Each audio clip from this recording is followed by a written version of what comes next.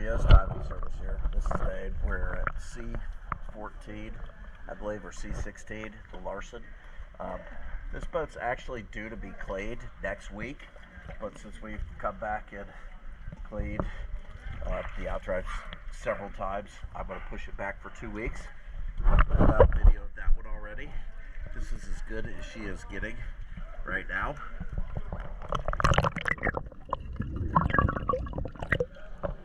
I spent an hour on these things, and the thing is, when we come back to do the cleaning, if you have us back to do the cleaning, I'll be able to show you in a week and a half's time what it looks like, and it's all going to look the exact same. But you can see right now, there's no zebra mussels.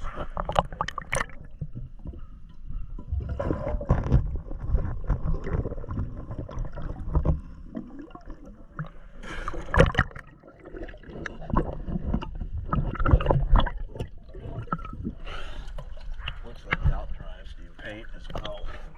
Drives are supposed to be painted every year, bottom every 2 years.